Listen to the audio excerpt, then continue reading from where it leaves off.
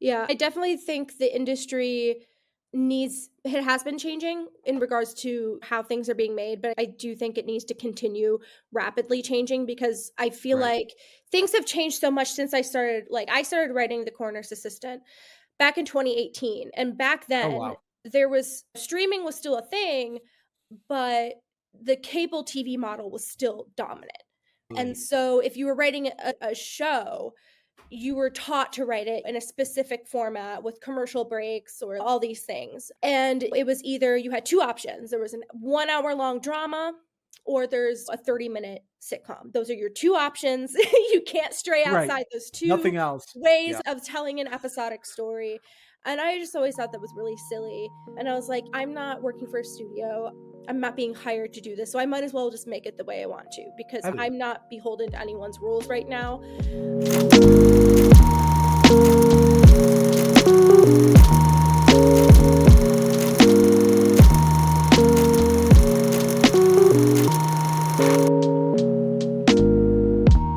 Good afternoon, Angeline Walsh of the Coroner's Assistant.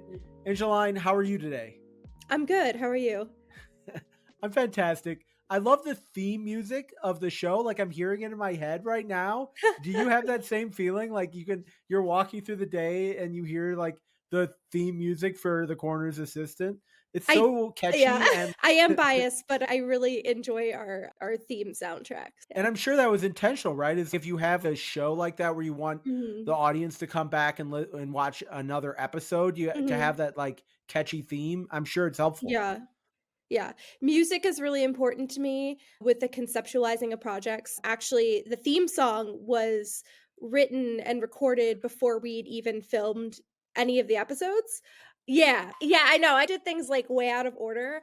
When I was writing the scripts for season 1, I tried to find a composer to write an original score because I wanted something to inspire me while I was writing the rest of the script. So I hired someone to compose something, and I think it helped frame me for writing season 1.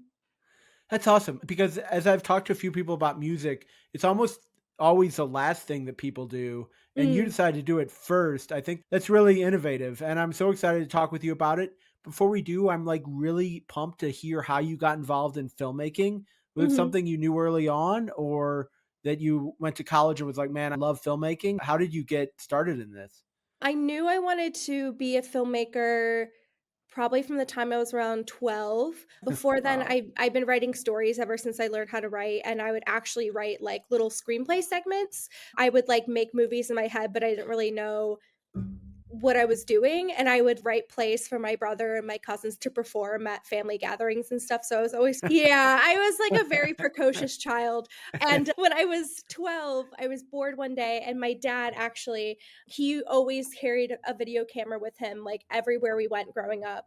He was, like, our family documenter, he made all sorts of family home videos, so he always had a video That's camera so on cool. him. Ahead of his time. Yeah.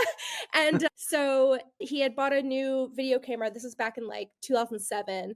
And it was like a fancy one where it recorded straight to this tiny little DVD disc that you could put Oh, directly into a cool. DVD player.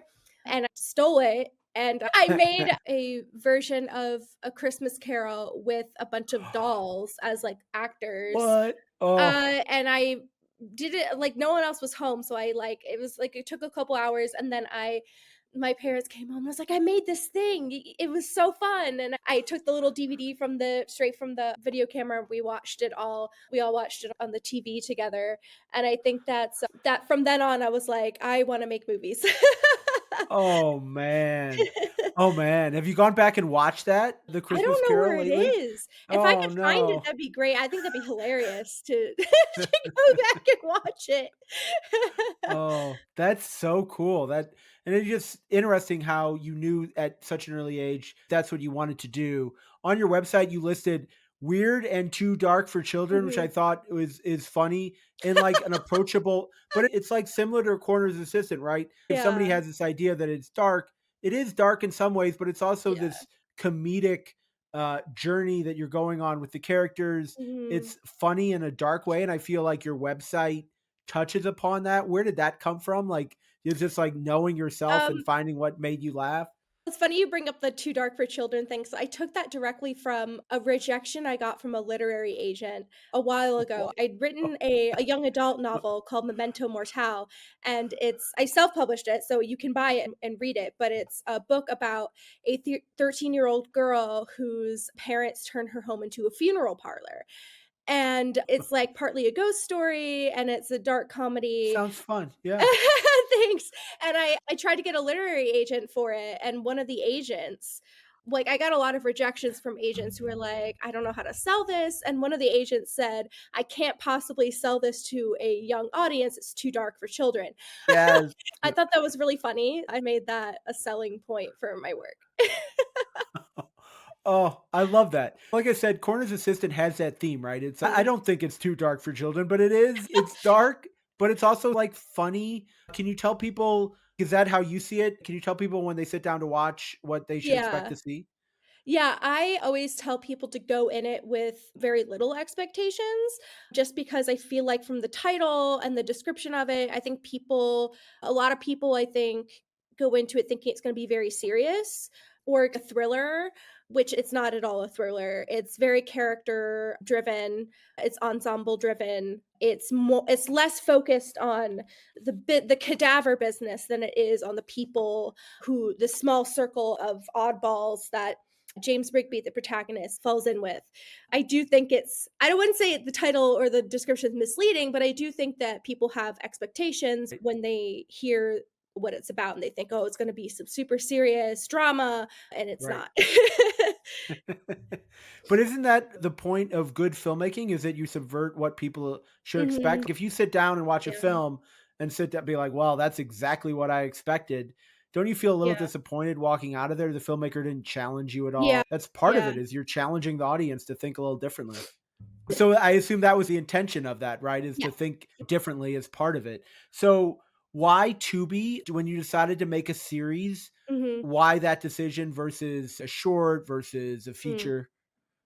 That's a really good question. So originally, when I came up with the idea, I had wanted to make a short film, maybe like around 10 to 20 minutes, about this character, James Rigby, because James Rigby was a character that I created for actually a different film project of mine That's that cool. originally had a distribution deal that fell through, and we had to cut out a lot of James's scenes. James wasn't the protagonist of that film, and I had the idea to create a short film just with that character. Right. But then when I started writing it, it immediately turned into something where I was like, okay, this is going to take way longer than just like a 20-minute thing to show this character's backstory and who they are.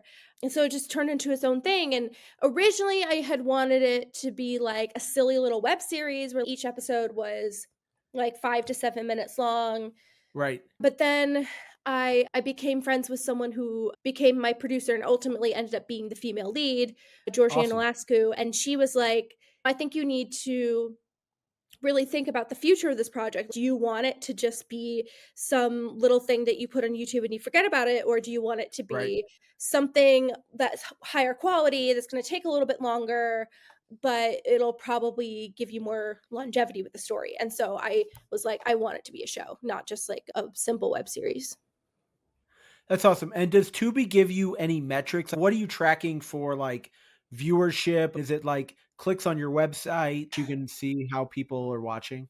I do get through my aggregator, I can see how many, like, people have watched each episode, and Okay. I do make money through the ad revenue on Got Tubi. it. It's also Nice. on Google Play and iTunes and Amazon Prime. Through those outlets, I make money through, like, the actual purchase of the show That's or the awesome. rental, but That's awesome. Tubi, yeah.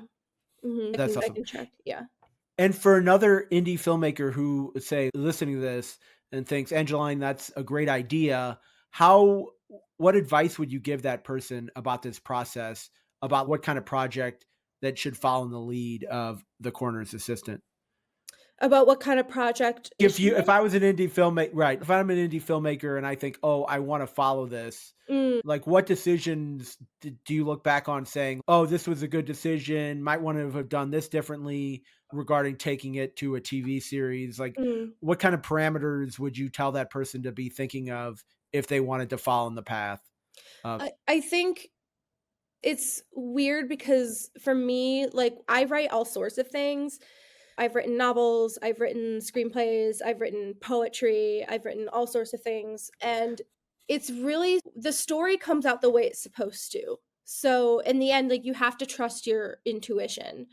Some people start off writing what they think is gonna be film, and it might turn into an episodic thing, or they start writing a short story and it turns into a novel. Like, you have to just follow your artistic intuition and make be focused on and intentional on what it is you're gonna be making in the end.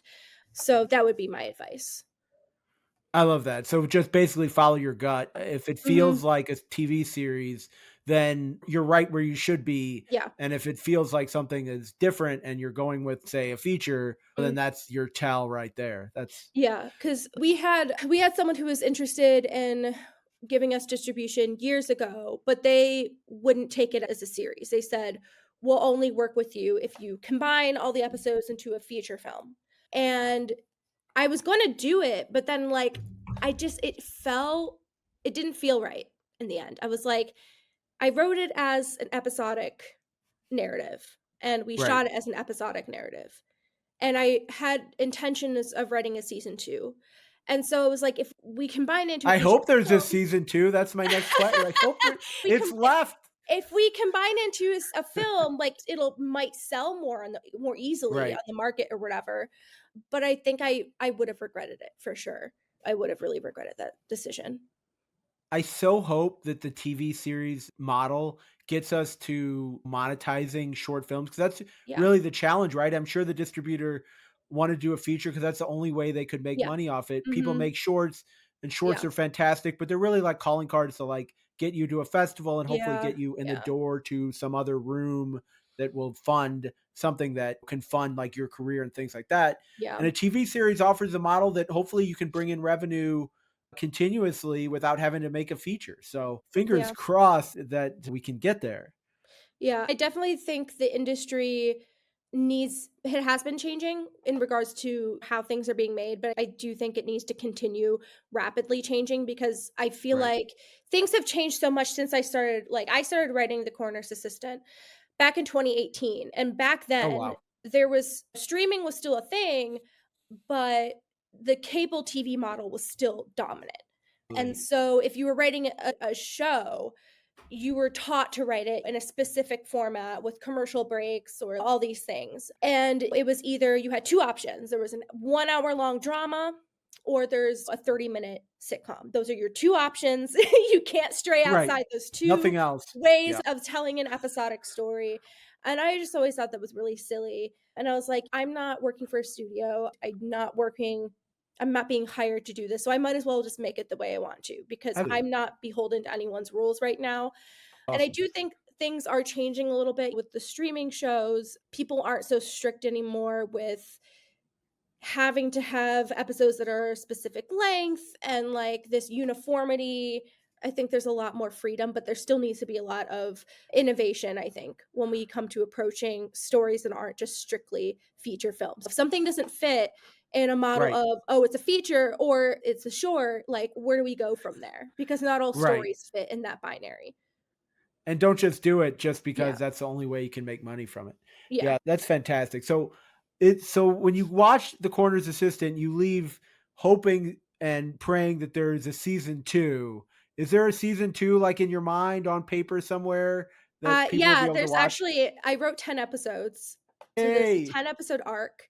I've been working on the scripts for season 2 since 2020, and I just finished my most recent round of revisions for it. O So yeah, there's 10 20-minute episodes, and I'm hoping to start fundraising soon for season okay. 2. Yeah.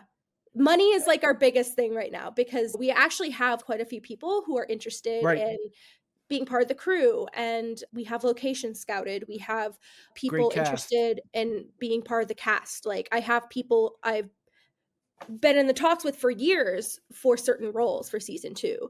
So, that part of it is I we're on track there. We just need funding to actually make Right. it happen, to move into pre-production, which is, like, the hardest part.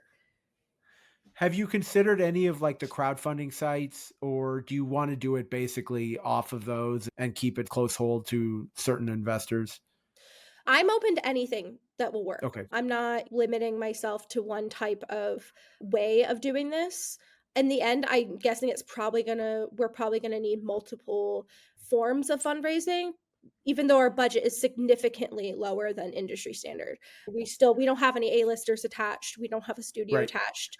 I'm working on what will hopefully be a fiscal sponsorship for Okay. fundraising. So hopefully that will get us like started on something. If not reaching our goal, that we'll at least have something to work with. I love your vision. So indie filmmakers have to keep like 10 million pans, 10 million, 10 million things, like juggling 10 million Yeah. things at once. Are there any other projects that you'd like to talk about in terms of if somebody loves The Coroner's Assistant, where they can find your work over the next year or so? I again like I'm a writer. I don't just write scripts and make movies. I have my book Memento Mortale is available to purchase. And so I have that. I have a Substack if anyone reads Substack still. Yeah. And I'm always working on, like, a million little things, like, I have several scripts Right. that like, one of them is would be ready to go into production. If anyone's interested, I have some other scripts that I'm in development for, so I'm always working on something, but the timing isn't always right. The Corner's Assistant has Right. been my main creative focus for a long time, and in order to do things right, I have to really put a lot of focus in there, which is not to say that I'm not working on other things, it's just Right. it's a priority right now. For the scripts for season 2, it took 5 years for them to get to a place where they're filmable, and Ready. to Right. be honest, I'm a slow writer, which is like it's like almost shameful and like a hustle culture to say that there's someone who writes like a script a month or they churn Right. out like 10 scripts a year, and Uh, I'm just not that sort yeah. of person. I really have to focus on something, and I'm always dabbling in a million things, but for it to come to fruition, sometimes it takes years, which I'm okay with, but I think a lot of Right. people are like, "Oh, like, why don't you have 10 different scripts I can look at Yeah, to exactly. develop next?" And I'm like, "I've been working and I have a day job, so it's not I don't do this full time." You just do Oh, your best. I love that so much, and I just love that commitment to your art. You're not gonna put something out there that you're not 100% behind. That's so Yeah. fantastic. So, Indie Film Podcast, one of the things that really struck me when you were talking about The Corner's Assistant is how many people that still wanna be involved in season 2 were involved in Mhm. season 1. That shows a person that's collaborative and wants to work with other people, and that's what I love about indie filmmaking is that people like yourself who are just constantly, like, helping others as well as like I rising love that tides lifting all philosophy. boats. Yeah. And it feels Mhm. like that is something that you adhere to. And I love that. Mhm. So, is there an indie film or filmmaker that you wish more people knew about? Ooh, I know. that's a really good question. I don't know. I feel like Something you watch and I love. feel Yeah. like there's niches for everything. I feel like I don't know if I'm like the to go to person for obscure filmmakers per se. I mean, there's, like, a lot of people who are very inspiring to me. I'm a history buff. I consider myself an Love amateur it. historian. I've read a lot of books about, like, early female filmmakers, screenwriters who were very successful in the early days of Hollywood. One that comes to mind is, like, Mabel Normand, who was a silent film actress who was one of the first women in film history to open up her own studio, or Marion Davies, who was a very prolific screenwriter, or what they used to call back in the day a scenarioist or scenarist. They called them scenarios, not screenplays. And she wrote hundreds of scripts for studios back when this was like the 1900s to the 1920s. Oh, People like that, where it's like they don't really get recognition for what they did to the film industry, what they did to make stories come to life, and they just get forgotten in favor of these big names that came up later in the golden age of Hollywood. But I don't know. If I think of somebody that's a else for perfect their answer. time of talking, I'll let you know. But yeah, yeah, always paying That's such homage a to like the women who came before me in film who sacrificed a lot in order to pursue their dreams, especially at a time when they were when people wanted to silence them. Yeah. I think that's the best answer I've ever heard to that question. I think it's wonderful. Seriously, like just highlighting female filmmakers that really paved the way and excite made you feel like, yes, this is something I can do is just tremendous. And I think it's really fantastic that you have that knowledge of the history of people that came before you. Cause I think a lot of times people just assume that I guess it started with me or started with 10 years ago, and it's not. Everybody who's made it is standing on the shoulders of somebody else who pushed for inclusivity and for others to be involved. So I think that's a really brilliant answer to that question. This was fantastic. The Coroner's Assistant, available streaming now on Tubi, available for purchase. I think you mentioned Google Play and other places. If somebody wants to buy it, go see it. It's fantastic. You'll hear the music in your head just like I am right now. It's a You can thank fantastic the Valyogenov for that. He's the name of the composer. Yeah. music is certainly so important. It's a fantastic show. Go watch it. And I'm cheering for season 2. And thank you so much for joining me today on the podcast. Thank you. Thank you for having me.